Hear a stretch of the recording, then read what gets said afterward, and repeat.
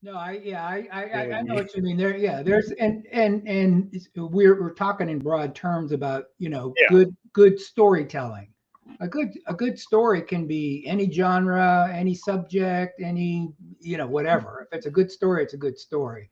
And right. part of my issue with the three big franchises is for me, it wasn't like none of the stories were bad, and practically all of the films were at least enjoyable to watch. It's just that Right. when you repeat something over and over and over, as a real super science fiction fan, it's not about how hardcore the science fiction theme is. It's more about I just wish that the public was subjected to more, some more thoughtful science fiction films instead of Right. the dominance of those other films. And again, what people think about science fiction when they do, Right. to me, it kind of kind of taints it for the public, as if we've talked about this before. If they only knew some of the fantastic stories that Right. could be adapted, and they don't all need to be $200 million Yeah, blockbusters to be good films, exactly. and good stories, and good science fiction stories that are about the ideas, not just the world. You know. So let's kind of go through your list and see if there's, obviously we can kind of touch on like the big kind of films. But then also like I'm sure you have like some smaller ones that we were Yeah, that you yeah, like yeah. I to might go I over. might touch on I in a way I have two lists. One for films that my perception, it may not always be the case, but that Hmm. many people may have heard of some of these films, but I ask a lot of people, and I'm always surprised at how many people haven't actually seen the movie. Right. They've heard of it and they've heard that it's really good, but they haven't actually seen it. But Right. now this one, I don't know. What's your impression of my impression of The Day the Earth Stood Still? Is one of those movies that everybody's heard of, but my sense that asked a lot of people, and unless you're a science fiction fan, a lot of Yeah. people have not seen this movie. That's true. It's so here's the thing about me though. So I have seen this film and I actually love this film. Yeah. Um but I took a mass media class in high school, which was excellent. And it took our teacher took us through essentially science fiction and fantasy novels and films, primarily films, um, from like all the way from like the 1920s all the way through uh, to like 19, I don't know. I think it was the 90s that we ended up getting to, but yeah, the Day the Earth Stood Still was one of them, and it was great. And then I don't know, I loved its messaging, and the visuals were fantastic, and the characters. And then of course you got the famous what is it? What's the saying that he says to the robot? Oh, yeah, Gord, Klaatu Klaatu, Nektu Nikto, or whatever. Ratu or something like that. Yeah, yeah, yeah. Klaatu, I got a nick in my toe. Fix Right. it. Yeah. It's great. I mean, it's good. Yeah. I mean, I Yeah, recommend it to I mean, anybody. Yeah. I think you would agree. Some of these things now, it's a little Leave It to Beaver, from Yeah. time to time, because it was Right. I different mean, it's the 50s, times, but right? it Like it it's holds up very well. Yeah, intelligent, doesn't insult your intelligence. right. Some of the effects and whatnot are, a little. They're not Dated. sophisticated, but Yeah. I think you get caught up in the story enough to not worry about how Gort's knees Gort. bend in That's the what it was. back. Yeah. Gort. Here's another one that my sense is that most people, almost everybody's heard of this movie, but I've asked a lot of people and they've never actually seen it. I don't know what your sense of that is, but no, it's accurate. Actually, you know what? I have a confession to make. I have not seen it yet either. I was going to ask you. I wouldn't have been surprised if you had not seen. You know, well, it's always, if not for that class. If not for that class, you might not have seen The Day the Earth Stood Still. Right. Right. That's true. You know, well, this one's always been on my radar, though. Yeah. I remember it was something that she talked about, but because we only had a certain amount of time in the semester, it was like, okay, we had to kind of pick and choose. But this was one that was on the list, I remember. And yeah, and it's always been on my watch list. It's kind of crazy because I always mean to watch it. And then I'm like, oh, yeah, that's right. I haven't seen this film yet. But there's like a monster or some kind of creature, right? That's trying. Oh, yeah. Yeah. Particularly since you haven't seen it. Yeah. You probably heard tell. You might have even seen images, which is a total shame because it's kind of hard to avoid, you know, not seeing some of those things because the first time you see the invisible monster, it's pretty. I think it you know, again, the whole film holds up very well, even though it's got, you know, some of those shucks kind of, you know, interaction. Some of the humor is a little cornball, but as a overall film, yeah, it must have blew their socks off. It must have been like 2001 or Star Wars when it first came out, but it didn't do all that well at the time. I think it was a little bit too. People thought of science fiction. It was like, you know, whoa, like what is all of this philosophical? You know, this is like too much. I just want to go to the movie and be entertained. You know, so I think at the time it wasn't. It wasn't a good. It just wasn't a good fit for the time. You know, and this is all about really. I see it as just a way, as you know, we're just trying to really let people know, right? Like we're not trying to say, oh, you know, we're better than you because we're, you know, hardcore science fiction nerds. Like that's not what we're trying to say, even though we are. But like that's a good thing. Like you're in good company. If that's what you are, then hey, this is where you need to be because we're here just talking about science fiction films and how much. Yeah, and again, I think the thing that grounds you know both of our sensibilities about all of this is you know the good storytelling. You need to have more than just spectacular visuals, or you know, you need to have more than the visuals to actually tell a good story. So you know, again, if people have been kind of on the fence, it's like, well, you know, that's an old 50s movie. I don't want to see those old 50s movies. They're, you know, it's you know, give it a try. Give it a shot. Try and see if it doesn't become one of your favorite science fiction films. Well, let's end with like, because I really like the one you have here, because this is one that I really enjoyed. Yeah, Them. And you know, it's not a great movie by any stretch, but it's really solid. And at times, the atmosphere, I could swear Ridley Scott has watched this movie, and the scene where they go into the shed where the ants have attacked and you don't know what happened and the guys are all killed, and they got those swinging lights in the dark, dusty cabin, and the lights are swinging back and forth, and all you hear is the wind. And then you hear that, you know, that the sound off in the distance. It's like, what the hell's going on here, you know? Yeah. I mean, Them is really like it's the blueprint for, you know, a lot of those movies. Yeah.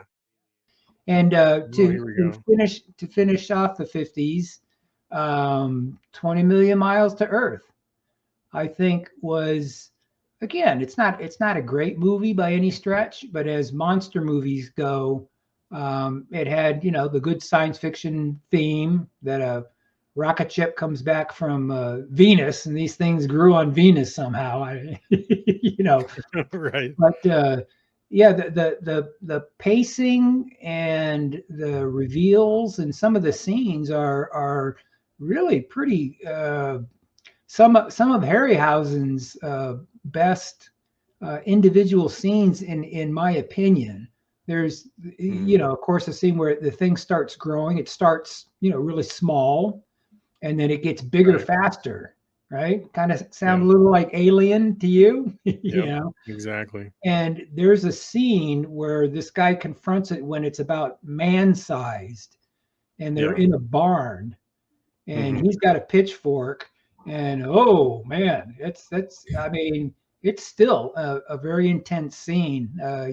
Even today, I find it holds up very, very well.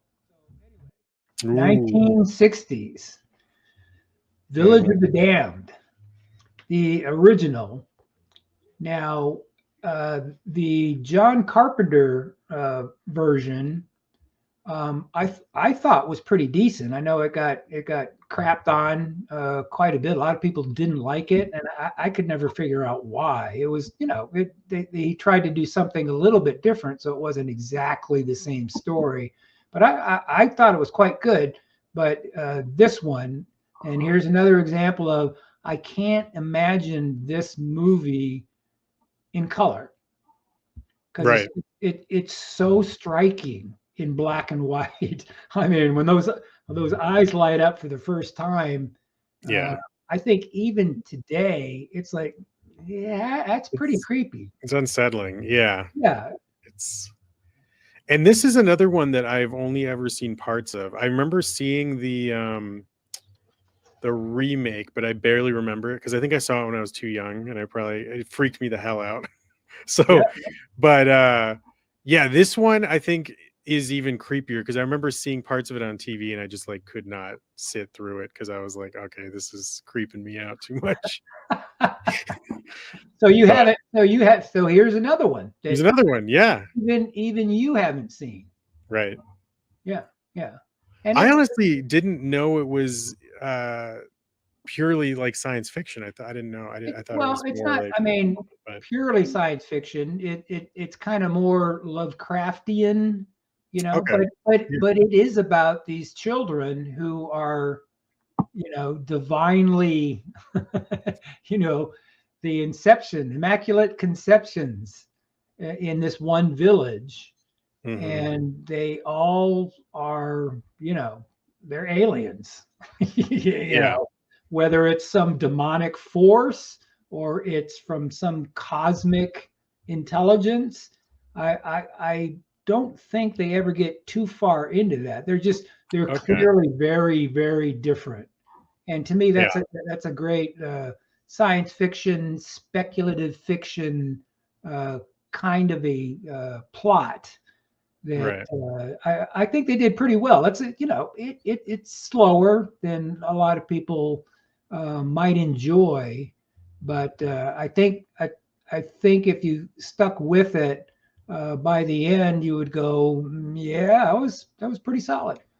All right, now also in the 60s, this is the Francois Truffaut's Fahrenheit 451. Now Okay. I know that they've remade it. I haven't Yeah. seen any of the remakes because I think I heard that they were just, not good.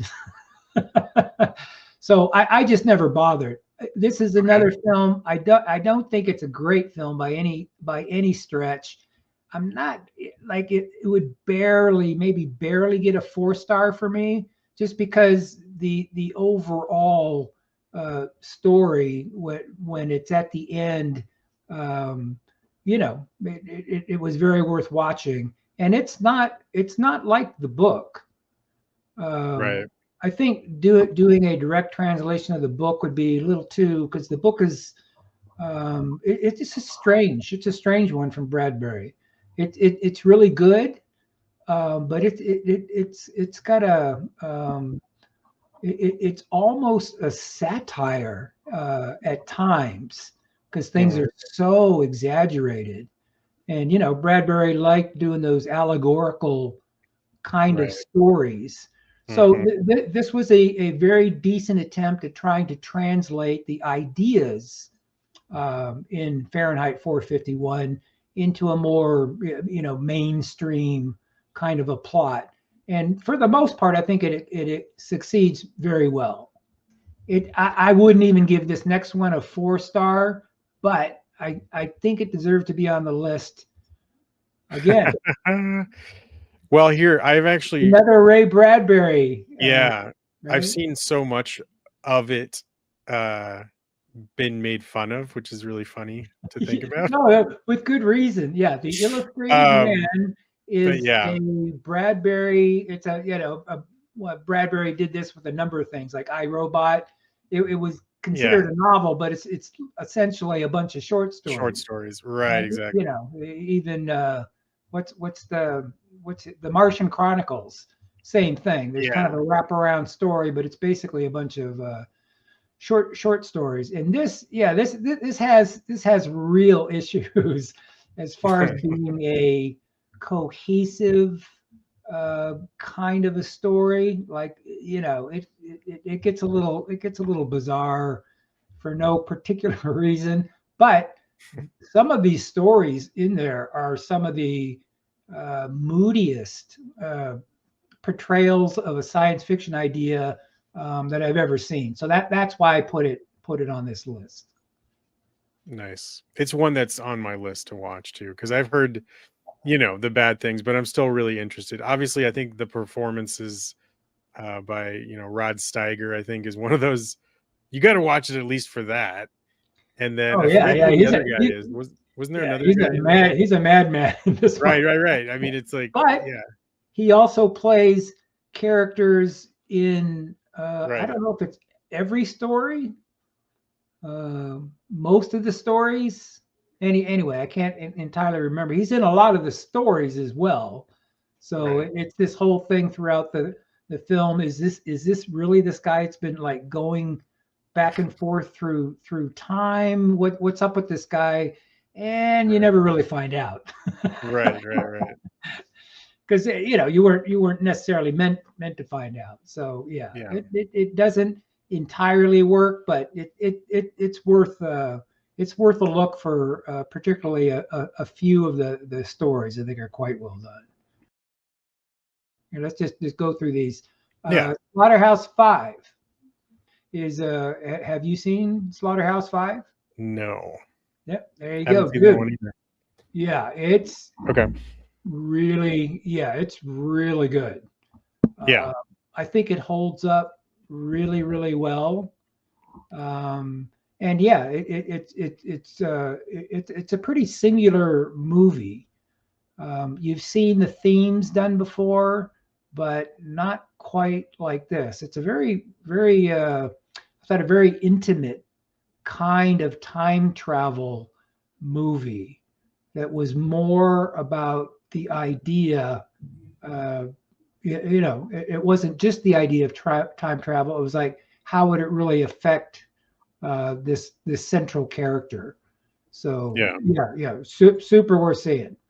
And then of course, Philip Kaufman's Invasion of the Body Snatcher, which I think is way better than the original. The original is decent, but I thought this was much better. And this one, I'll bet you haven't seen. Have This not was seen. No. directed by Nicholas Meyer. And Yeah. I From didn't Star do the Trek. research, Yeah. but my sense is that this was the only other film other than Star Trek The Wrath of Khan that was a science fiction film by him. I could be wrong, but I Well, think he that's the did case. he did the Undiscovered Country too. Oh Later. yeah, it was that. That was okay. That was. Yeah, Oh, I you're mean right. that was You're all right. right. Yeah, You're yeah, right. yeah. And then I'm trying to remember, yeah, because that was one of the reasons why I want to see this film is because it was Nicholas Meyer. But this was prior to his Star Trek, right? His Star Trek Yeah, stuff. Well, Yeah, yeah. yeah, yeah. This is the '70s now, right? Oh Uh, yeah, okay, okay, yeah. okay. Yeah, yeah, yeah. and it's just funny that in the same year, and Malcolm McDowell plays H.G. Oh, Wells. okay. Yeah. Wow. Oh, by the way, I should probably put titles on this for some. I'm gonna put a list of all of these films in the comments after this is all said and done. So if people want to come back and just get the list, but yeah, this movie is called Time After Time. I thought a fantastic premise where H.G. Wells goes goes forward into the future, um, and has his own time has his own time travel adventure. It sounds kind of goofy in a way, but I just thought it was really, really well done. And Malcolm McDowell plays this very proper English gentleman because he's of the time, and Right. he's up against the uh, the more modern sensibilities and the feminism, and he has this wonderful relationship with Mary Steenburgen in the film, and it's just a great fish out of water story. It's a romance. It's pretty creepy at times because there's the person he's chasing is Jack the Ripper. So he's trying to, right? I mean, it's a crazy concept, but I thought it worked really, really well. And so Malcolm McDowell plays a very, very, meek, mild, proper, and in the same decade he plays, the main guy in Clockwork Orange, Right. a completely, Yeah. degenerate. I mean, it just shows his range. I mean, he's a great actor. So Yeah. all right, cool. All right, that's all I got for the 70s. All right, now for the 80s, of course, we had the big ones: the Star Wars, The Empire Strikes Back, right, Star Trek II, The Wrath of Khan, The we just talked Thing, about, Aliens, the sequel, Aliens, right? We got Terminator. We got there's yeah, a lot in the 80s actually. Terminator, The Fly, The Fly, right? The yeah, remake. Actually, that was probably one we should talk about too, is because the original is pretty great, I think. But I agree. Yeah, I debated whether to put the original The Fly on here, and now that I'm thinking about it, I probably should. Yeah, I agree. The original is quite good.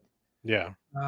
I really, really liked Cronenberg's The Fly. Oh Except yeah. for I do think he didn't stick the landing for me. He went into another one of his,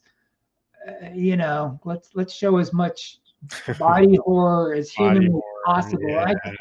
I just thought it went too far. It was such a an intimate kind of relationship between him and Gina Davis, Yeah. and the experience for himself, and then it just turned into a splatterfest at the end. I thought he kind of ruined his own movie. Not ruined. Yeah, not ruined, but But no, yeah, I get what you're saying. Yeah. he really didn't. So The Fly, I can't quite give it a 4 stars because of the ending. The first Yeah, that's fair. 3/4 of the movie, 4 stars, easy, hands down. And by the end, I was just kind of going, "Oh, dude, why did you do this? Why? Right. It didn't fit with anything else, Yeah. All right, but anyway, so here's some of the ones I think a lot of people have not seen. This one was the sequel to 2001, 2010. And I think this is one of the most criminally underrated science fiction movies of all time. I thought this was a really good story. Hands down. Okay.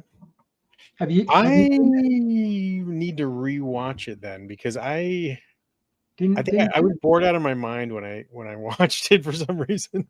Really? So I only have bad memories of it, but this was a while ago. Like I haven't seen it in probably over 20 years, I think, at this point. So I probably should rewatch it just to kind of see how it holds up, because I probably wasn't in the right, mindset. But yeah, when I watched it, I was like, oh my God, like, why is this still going? But Really? Huh. I really wanted to like it because I love what's his face, the actor, Roy Scheider. Yeah, I love Roy Scheider. And I was like, oh yeah, this is gonna be good. And then, I didn't get into it. But like I said, I should probably rewatch it too, because I haven't seen it in a while. But Yeah, time, I would encourage you to do that, because yeah, I would just be very surprised if you give it a rewatch if you don't go, man, yeah, that was. I mean, I thought across the board the pacing and everything that's what struck me so. I was so surprised to hear you say that you found it boring. I guess I can see that. But anyway, I didn't find it boring, like at all. I can kind of see where some people would think that, but anyway, I strongly encourage you to rewatch it and see if it doesn't become one of your faves. Yeah, no, I'll definitely rewatch it. Yeah. Oh yeah, here we go. Right? Like, I mean, Have this. I think most people have heard of it and agree that it's a really, really good movie. But I know a lot of people just haven't seen it. Haven't seen it, or at least haven't seen the version that is meant to be seen, right? Like, oh yeah, the there you go. Yeah, because a lot of people, I think, know the the happy ending, or whatever the heck it's called, like the Love Conquers All version. Yeah, which is generally what's shown on TV, or at least it used to be. I don't know if they've changed that now. Yeah, Careful what you say. No, I know. Yeah, yeah. But there was some legal stuff that I remember that. Yeah, there's a whole thing. But yeah, if you guys want to know more, like, research Terry Gilliam's Brazil. There's a lot of backstory behind the scenes of how the movie was made and then how it was released, and it's pretty fascinating, actually. Yeah, exactly. Yeah, it kind of reminded me in a way of David Lynch's experience with Dune. Oh yeah. Again, I really, really like it. I love it. Yeah. I completely understand how people would just be lost. I mean, I had already read the book, so I knew the story. So yeah. If you'd never read the book, didn't know anything about the world or anything, yeah, you'd be like, I don't know what's happening. So well, I get that, but yeah, we'll just never know what the 3-hour version of Lynch, what Lynch wanted to release. We'll just never know. All right, let's go. Let's see if we can get through the 90s. Okay, and again, speed run. I think some of the biggies that most people have seen: Terminator 2, Judgment Day, of course, yeah, Jurassic Park. Oh yeah. Some of my favorite, one of my all-time favorite, 12 Monkeys. 12 Monkeys. Right. Yes. The Fifth Element. Fifth Element. Oh my God, I'm so glad you mentioned that, because that's a movie that I feel like, even though it was pretty big and very, it's like, I feel like a lot of people haven't. It's so good. That was a big one. Starship Troopers was another one that I think a lot of people seen and have high regard for. And of course, The Matrix. And of course, I mean, yeah. Boom. What a way to end the 90s, and also just a way to end the century. Like, The Matrix, man. It's that's up there with one of the most mind-blowing reveals that you've ever seen. Still holds up. Yeah. Oh yeah. It's fantastic.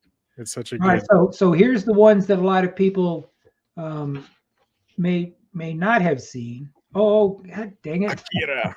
I'm sorry, man. This was I'm running a tight ship around here. This was the last 80s. one from the 80s. Is Akira. Yeah, Akira. I think a lot of people have heard of it, maybe seen bits here and there, but I have a sense that a lot of people haven't actually seen it, and it's absolutely worth watching. It's so good. So anyway, so here's the 90s that I think most people haven't seen, are very worth it. Here we This go. is a French film called Delicatessen. I've heard of this. I haven't You seen heard of it. it? Yeah, Yeah, yeah. but I've heard of it. It's just, I mean, It it's looks like insane. Like I want to see it based on this yeah. image You right said here. you like The Fifth Element.